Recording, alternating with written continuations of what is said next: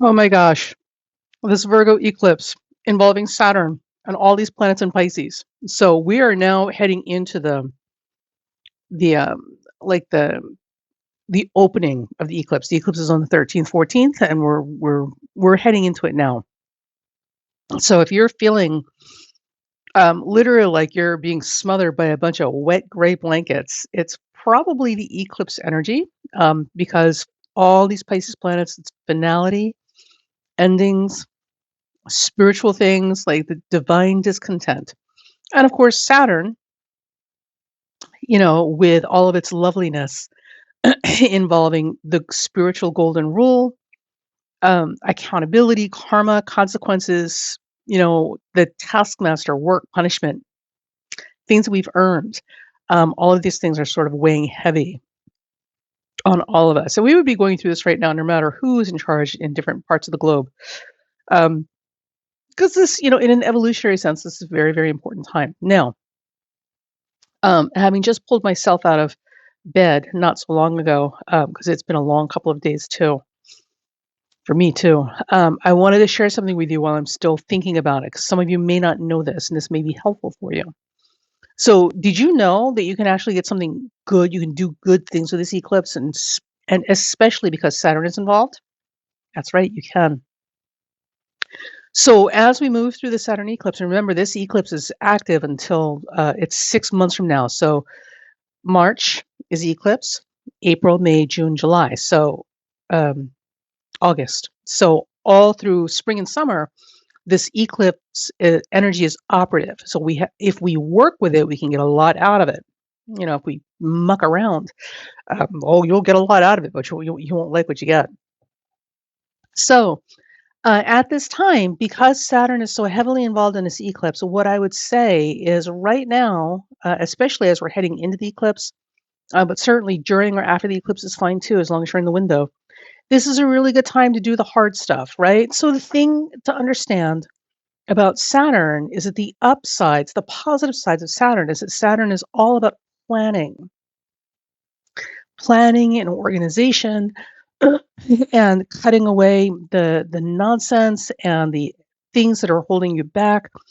It's like the Buddhist story about the rich man who was in a boat with a monk carrying all of his wealth with him trying to cross the river, and the boat was too heavy.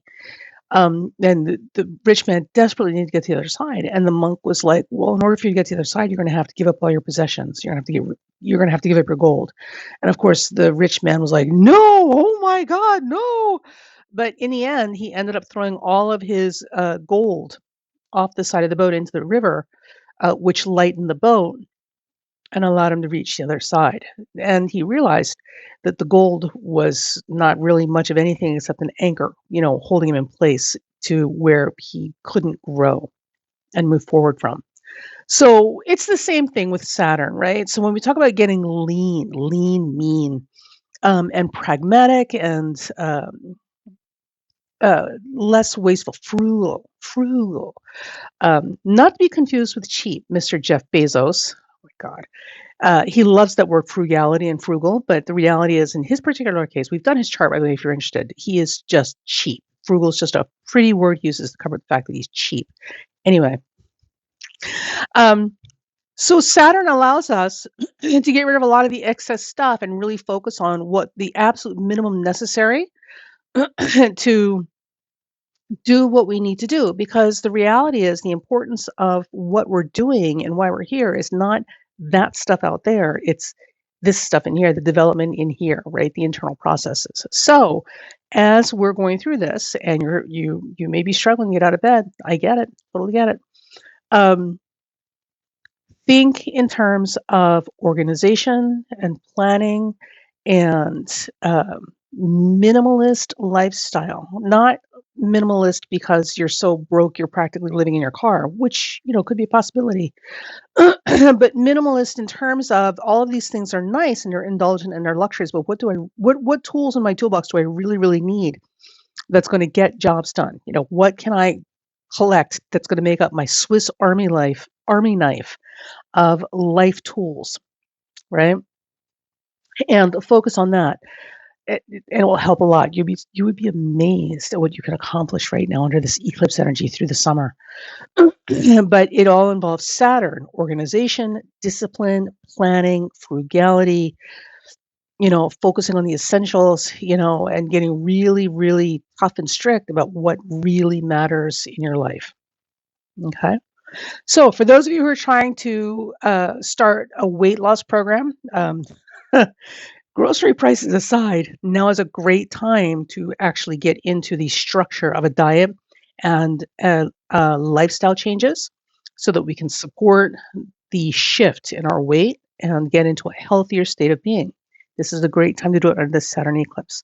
For those of you who are thinking about doing some type of major repairs or remodeling, this is the time to start preparing for that by either planning and organizing and thinking about what needs to be done and how we can best do this in a more financially efficient manner, or by literally cleaning out the area and making it ready for the work and repairs that need to be done. So cleanup is really important at this time as well, but specifically cleaning up to prepare for a goal in the future. And that's it. I mean, there's not a lot to say. Saturn, Saturn's a work planet. You got to work it, girl. Saturn's a work planet. So, you got to do your thing, but you can get good stuff out of this. Don't let it bury you under the weight of what feels like depression and hopelessness. And for the love of God, whatever you do, stay away from cynical people. The big question to ask anytime anybody opens their mouth, okay, the big question to ask yourself, is this helping? Is this helping? Anybody can tell you what's wrong. Anybody, right? I've had this conversation with people before. You're trying to do something and they're like standing on the sideline like a cheerleader, like, well, blah, blah, blah, and blah, blah. Listen, shut up. Is that helping? Are you helping? Is any of this helping? Because if it's not, you need to stop running your mouth and either pick up something and help me physically do this or get out of my way.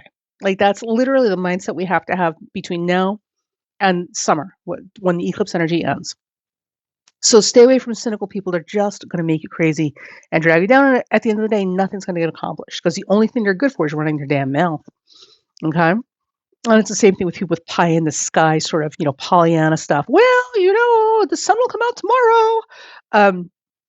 Is it helping? I mean, it helps you feel better for about 5 minutes, but is it helping? Like maybe while you're telling me that, you could do something, right?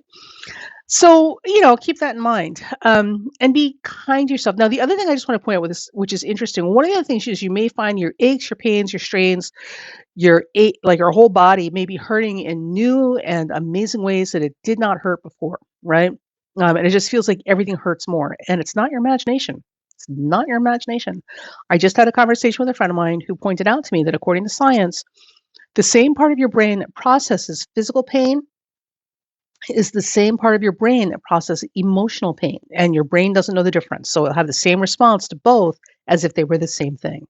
So what this means is that you can physically feel pain more intensely when you're in emotional pain, or your emotional pain may be showing up as physical pain, especially if you are disconnected from your feelings, right?